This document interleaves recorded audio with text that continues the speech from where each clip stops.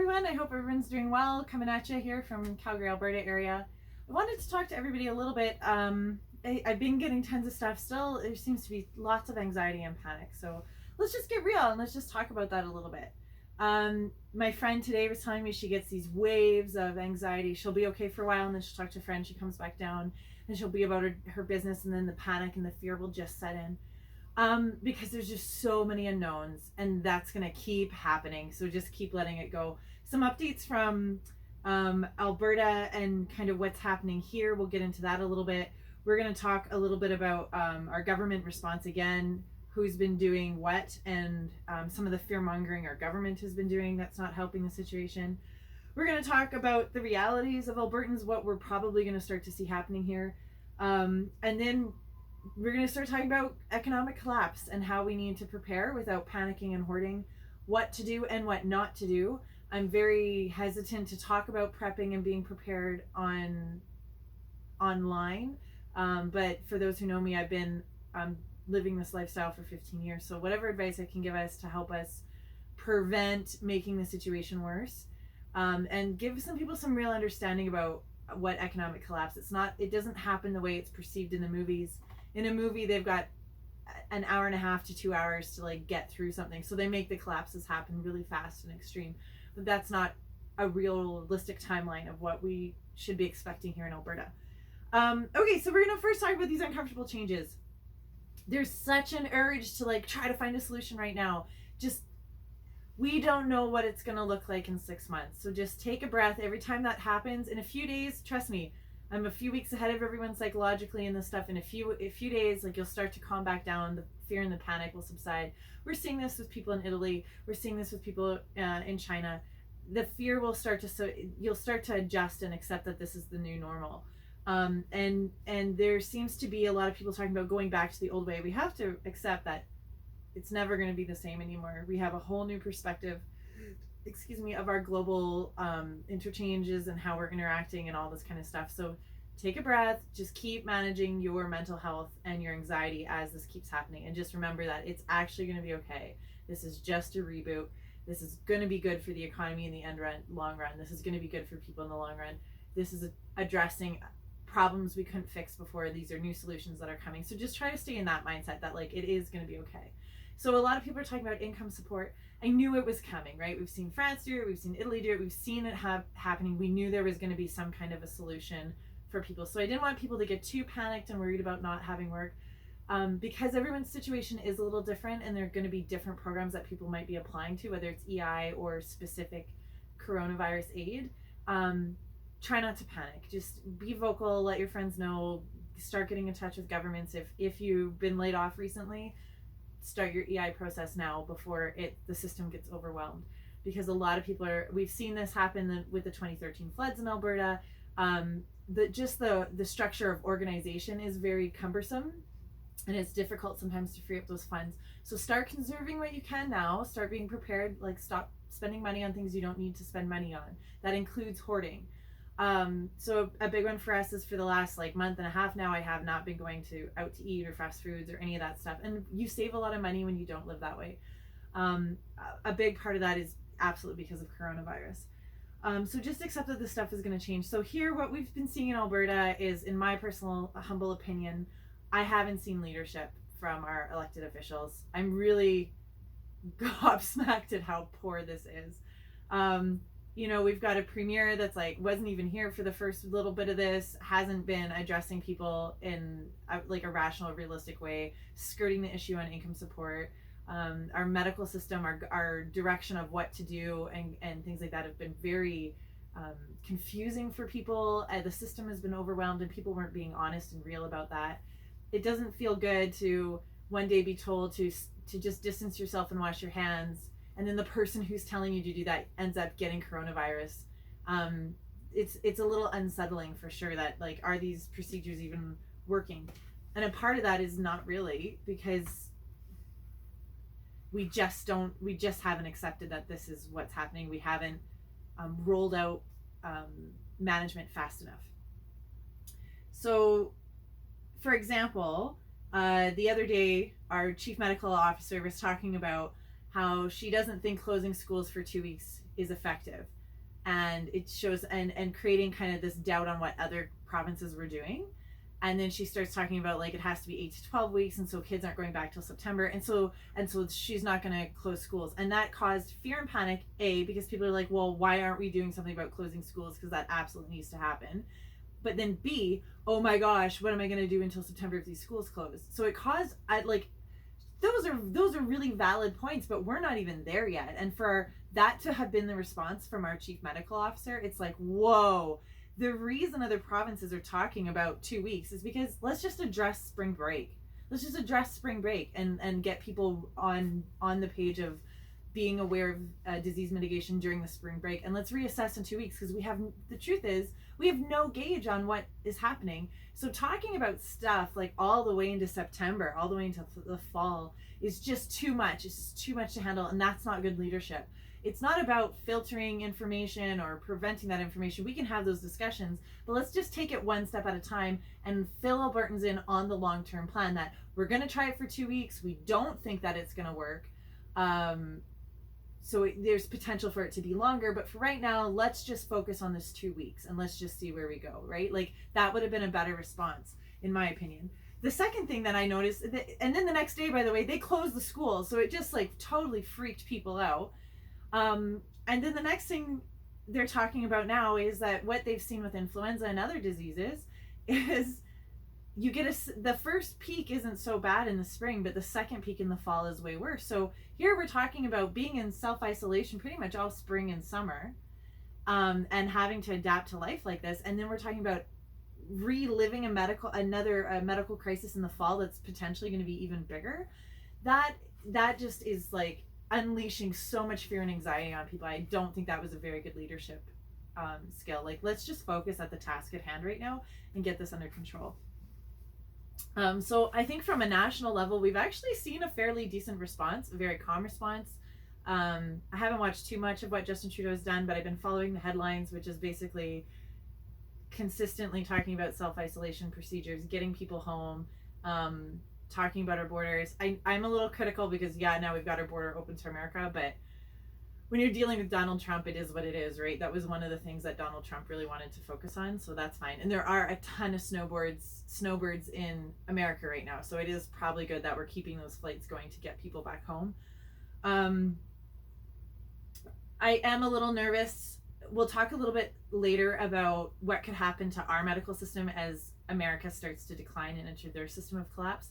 How many dual citizens are going to suddenly want to come home, or people with relatives in Canada are going to try to get up to Canada to take advantage of our medical system. So we'll talk a little bit about that. It's nice to see the income support coming out on a national level. Provincially, they said they would help, and then there was no actual idea of where these funds were going to come from. And then it got pushed back into the EI program. So Albertans themselves are like, okay, UCP, are you helping us or not? Like, what do we need to start doing here? And because of that uncertainty, there's been this real push for people to continue to try to keep working, because they're not sure if they're going to get shut down soon. So people aren't actually taking the warnings to self-distance seriously, because they're so freaked out about their financial welfare. And in the middle of this crisis of what's going forward, we're still like, they finally backed off the doctors, but they were still pushing that. They sent a letter to radiologists telling them in a year they're going to cancel their contracts. They're selling crown land auction sales have gone. It's just so bizarre, and like trying to push through a budget. Like, newsflash, your budget pre-coronavirus is totally obsolete. Everything has changed. Scrap this budget, focus on the task at hand, and work on a new budget. Like, this is insane. These are not leaders. These are not people capable of responding to the crisis that we're dealing with. So I can't stress enough, get on the phone at home and write letters to your MLAs and MPs, because we got to switch some stuff up really seriously. This is crazy. That's what's going on. So let's talk about the reality here. So we've talked about some of the things that are happening. People are not responding or respecting, or there's very poor understanding of what social distancing is. I had to go pick up, our truck got stolen, and I had to go pick it up from the scrapyard. And they had like a barrier set up, and you could like you pass your paperwork over the barrier to this thing, and that's good, but it's really not enough, because all the staff are still in and amongst each other's personal space and breathing on each other. And while it is reducing a little bit, I'm still within water droplet distance of the people working there. It was really unfortunate. We have to start getting, yeah, barricades good, but we need partitions. We need, and then the customers too were still stuck standing together at the front entryway instead of kind of designating a line and like asking people to stay back. And the word coronavirus wasn't brought up once in any of the signage. It was just really like, what's happening? So we need to like better teach each other about what it is to take these procedures and put them in place. I went into a doctor's office, and so they say that anyone who's susceptible, who could potentially have coronavirus, needs to be put in a solid walled room while they're waiting to see the doctor. There should be a separation of waiting rooms. And so I came into the doctor's the other day for something separate to coronavirus. I had an appointment. So I came in, I've got my mask on, I've got my glasses on.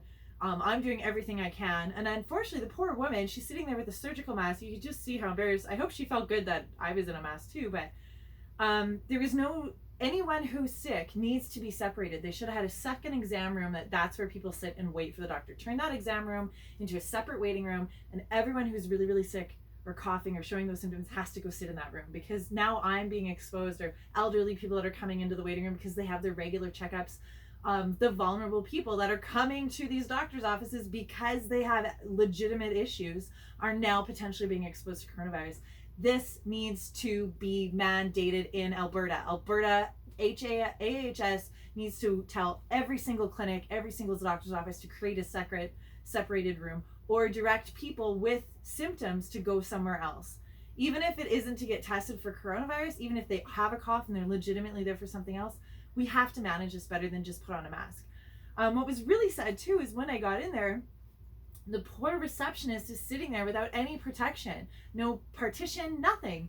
And she's down in a position where people are breathing and talking on her. And it's like, oh my gosh, just how I really felt for that receptionist.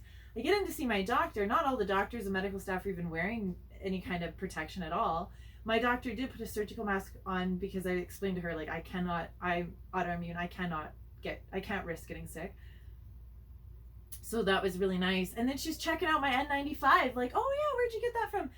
And I said, well, it's for our work. Like, we've always had them, and I've always knew that this was going to happen. If anyone knows me, I did 72-hour emergency kits for my family a few years ago, and included in that were yellow pandemic suits, rubber gloves, face mask, N95 masks, like the whole works, because I knew that something like this was going to happen. And the reason I know this is because I deal with infectious diseases for a living.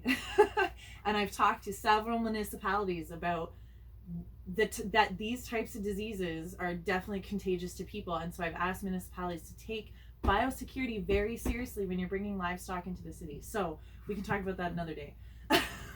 But anyways, so my doctor, I thought about it later. I thought, oh, maybe I should have offered her an N95 mask. Maybe that's what she was looking for. But I was really smacked at how why aren't our frontline workers wearing those now? They all need to be protected and wearing proper PPE today, OH&S. I don't know what is going on, but every single medical staff should have access right now to N95.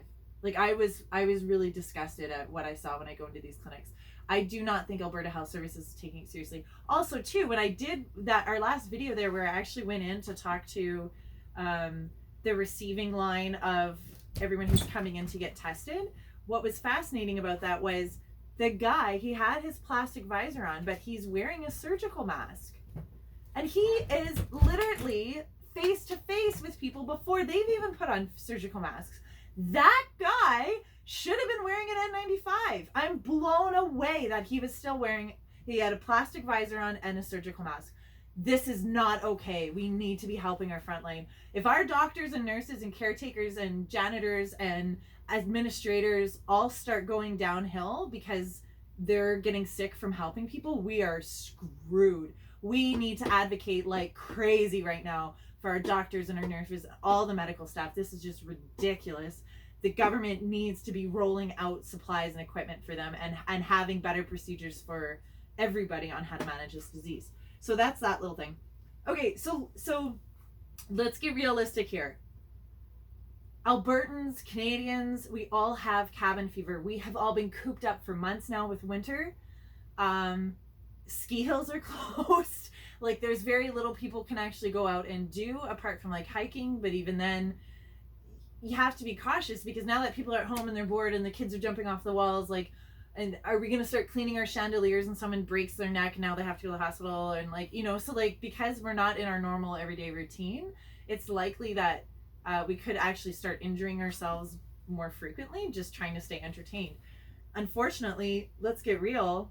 If there's so many people out there right now not distancing themselves or not reacting accordingly, in a couple of weeks when we're all over that, like we're like, oh, we just have to get to the house, people are going to just totally ignore everything and they're going to be out and about doing their stuff because cabin fever has set in.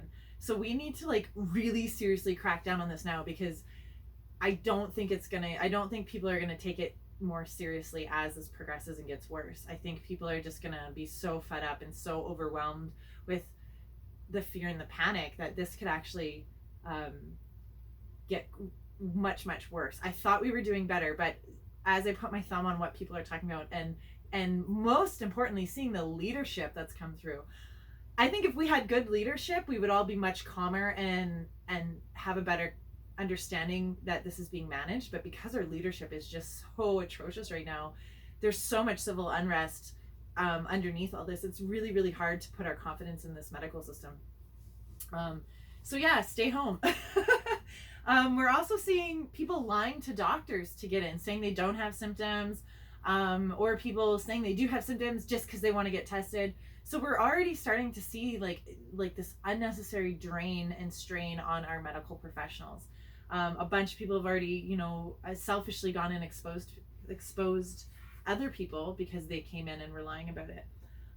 Okay, so let's start talking about economic collapse and what's like, this is something that everyone wants to talk about, but because it's economic collapse, there's so many unknowns, and because we rely on like the major media, we get this idea of what it'll be like. So one of the things about prepping and being prepared for an emergency is to have redundancies. And if I encourage people to plan for all kinds of things, like don't go to the problem when you start thinking off every single emergency that could possibly happen is you're triggering your fear response and you're going to boost up your anxiety. So you have to set some limits and restrictions on yourself. So one is going to be, fine, make a list of all the things that could go wrong, but let's just pick the top 10, and then from the top 10 go to the top 5, and those are going to be the ones you're going to focus on, because you can't do it all right away, or you go bankrupt, or you go insane and you stress out your relationships. Then decide your time you're going to commit to being prepared and organizing and stuff, as well as a budget. It's so easy for people to blow tons of money. For me, I stop at bunkers. You know, I'm never going to go live in a bunker. I'll just accept what's happening at that point. So know your limits and have these discussions with your friends and family. For me, you know, people talk about a prepper network or a team. The Alberta government has been talking about that, and it is a good idea to go talk to your neighbors and things like that and create networks with your friends of, okay, who's going to town, who needs something, how's everyone doing, you know, and like keeping tabs on each other and seeing how everyone's doing, especially once people do actually start getting sick and they can't actually leave.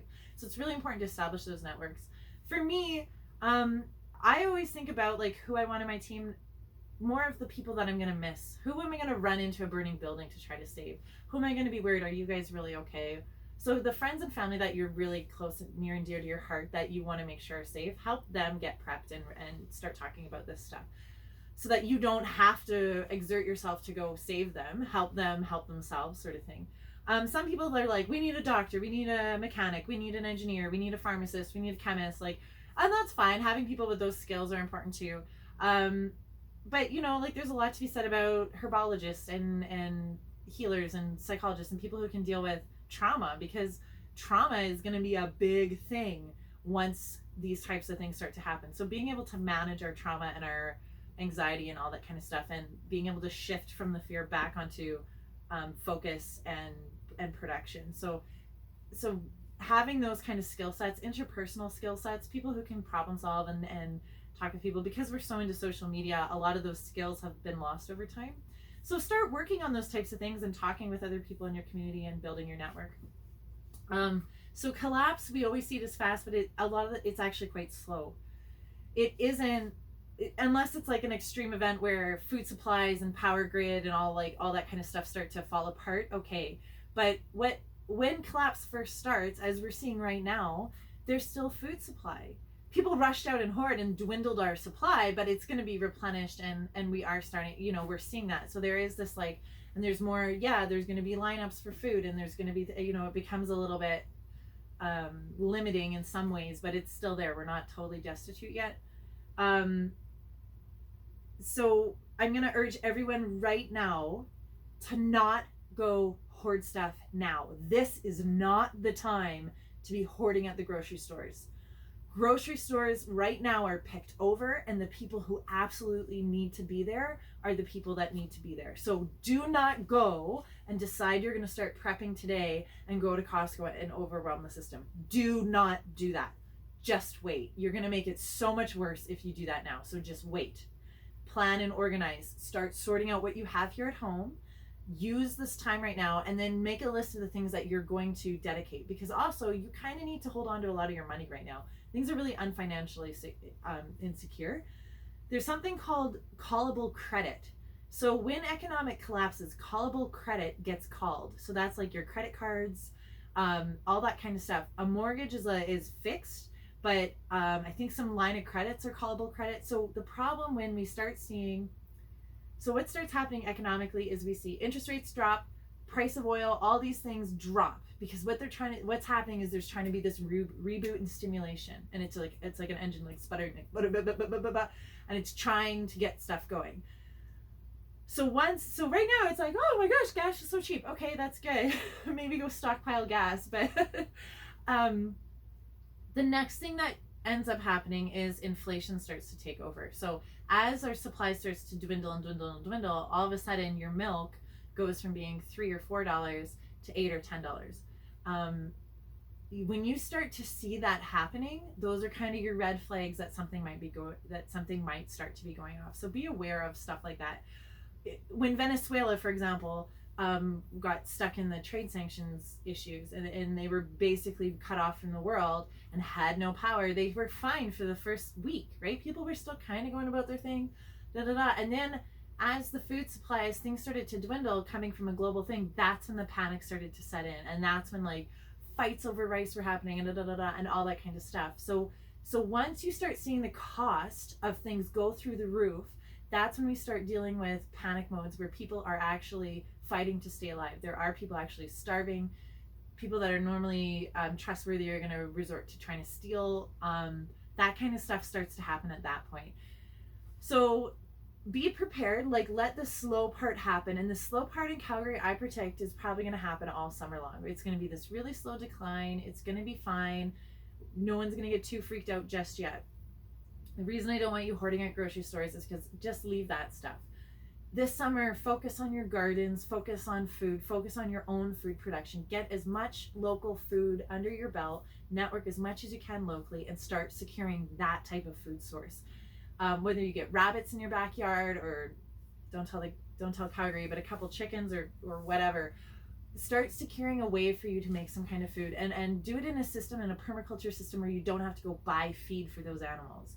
So whether it's put your rotting compost out and let the maggots get into it, and you've got a bunch of holes in the bucket and the maggots fall down and the chickens eat that, or whether it's little minnows, or whether it's duckweed.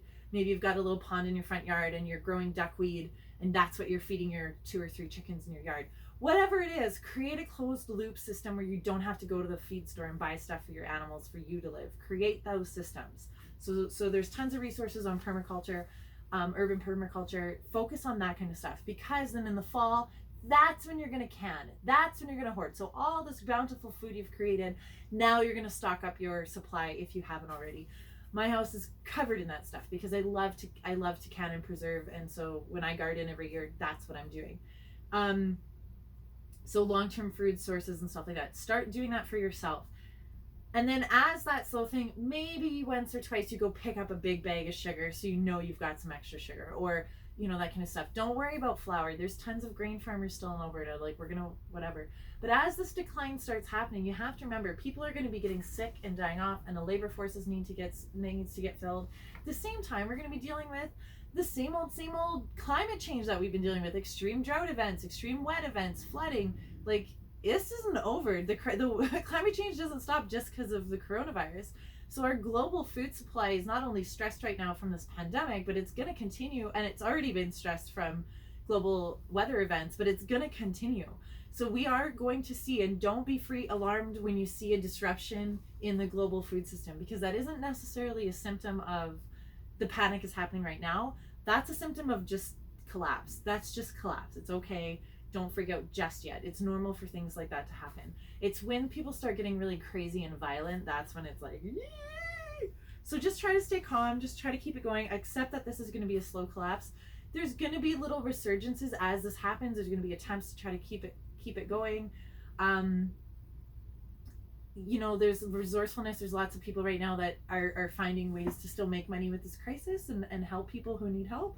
So that's really cool. Lots of people are sewing little surgical masks and stuff. I think that's a great idea. That's wonderful. And you have to trust in humanity. There's so many nice things that people are doing right now. So that's great. So I hope that helps everyone right now. Try to stave off the hoarding. Just organize yourself right now. Get your house clean. Get yourself prepared.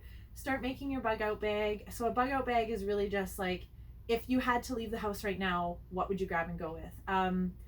I watched on Facebook during the California campfires, some people who were the last to leave the community stuck in their car because the car died from the heat, and they filmed themselves dying on Facebook. And the video was taken down, but and I've been a first responder. Like, I've seen dead bodies, and I've been to body recovery, and I've seen that kind of stuff. But watching these people's final moments made me wonder, what made them be the last to leave? What were they doing? Were they running around the house looking for something? What made them be the last people to leave? They had time to get out, but what delayed that time frame? So sitting down and just saying, okay, where are the passports? Where are, a couple checks, put together a little bit of cash, and then whatever major documents you guys need, and then some survival gear. Lots of people were in campfires, were left without a place to sleep, so having maybe a little mini tent or a tarp shelter or lean-to, something that you can construct for yourself. I've been in that situation before where our house has actually fallen off a cliff, and there were 2 days where I had to build a house and live out of pallets and live in a pallet shanty with like a tarp and a blow-up floaty air mattress for a pool from the dollar store. Like, I've been in those situations before where you actually do have to just survive. So start thinking that way. Have some emergency food set aside, ways to purify and clean water, all that kind of stuff. Like, have that stuff ready to go in your bug out bag, so that if you have to leave right now, you've got something and you can leave. Now, shift back to if you had to bug in, which is what we're doing, which is what's happening now. Every Canadian should be bugging in right now. So that means we stay in place. We should already have 72 hours worth of water and equipment and supply and medical, all that stuff we should already have if we've been following along. If you don't have that, do it now. That's something you can order on Amazon. Lots of that stuff you can still get on Amazon right now. You don't even have to go to Canadian Tire. You can just sit at home today, make a list of what you want to put in your bug in 72-hour kit, and order all that kind of stuff online. Again, with the gardens, plan your gardens. Like, that's stuff we can be doing right now while we're waiting for this shift to happen and things to happen. I hope that helps everybody stay a little bit calm and more collected and have a better understanding of what we'll be seeing here in Calgary. So again, when people start going out and about, it isn't because everything's okay. It's because people have cabin fever and they can't stand it anymore. And that's not good either. So I'm just at the point where I personally feel like, due to the reality of our world here in Alberta, I think this is going to get pretty nasty. I would start making peace with anyone who's a little bit older that you might need to kind of say goodbye to, or if someone has been abusive, then maybe confront them if you need to do that to get over some of that trauma. But it's a reality that we're looking at here. It's super weird that this isn't affecting children the same way. I really do think that this is a form of population control. Help older people right now get their wills a little bit put together if they haven't already. Yeah, good luck. Sorry, there's that reality of it too. But yeah, I hope this has kind of helped people. As we go, there's been lots of questions about sustainable living and that kind of stuff. So I can start to talk a little bit more about that in the next couple of videos. We'll start kind of saying, okay, so now that we're all at home, how can we start looking at our houses and start adjusting to create our systems to be a little bit more sustainable? I think what's really great is if you had a totally sustainable house right now, you wouldn't be worrying about heat, and you wouldn't be worrying about power bills, and you wouldn't be worrying about, your waste pickup. And we absolutely have all of that at our fingertips here in Alberta. And so this is a really good time to start taking stock and inventory of our houses, of how can we start relieving some of our costs, and make this a little bit easier on everybody, on ourselves too, so that the money you do start making, you can start doing things that are a little bit more fulfilling, and you can start having a better savings and all that kind of stuff. Again, I personally don't. I knew a year ago to pull out of the stock market, so I've pulled out, and I was telling my friends and family, like, get all our money out of the stock market, especially oil. And none of them listened. I said to my other friends who are already retired, when I was watching what was happening with our pensions, and that was all getting shifted over to oil, and I had some really frank and honest discussions, and I said, you have to accept the fact that your pension is not going to be there anymore. Like, kiss your pension goodbye and start focusing on other stuff. And I think that's kind of the reality that I think a lot of people are going to be looking at, is that maybe all that money you thought was going to be there isn't there. I think the housing market is going to start to take a dive. So if your plan was to sell your house and live off of that, I don't know if that's necessarily truth anymore. Yeah, I think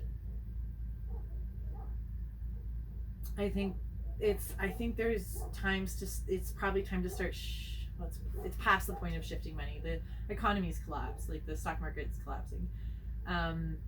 For some people, during those little pop moments where it starts to rise again, some people might be able to sell then and like get their money out. So if your stocks are like dirt poor, just leave them there. And wait for one of those moments. Just be super vigilant about watching that when that happens, and then sell when you can, when you start to recoup some of your losses.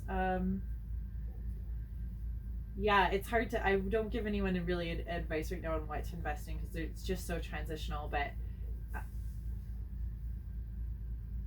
I'm tempted to say pay off your debt, but then there's a part where, like, sometimes we might have callable debt get canceled. So credit cards, for example, they might just wipe everyone's credit score clean.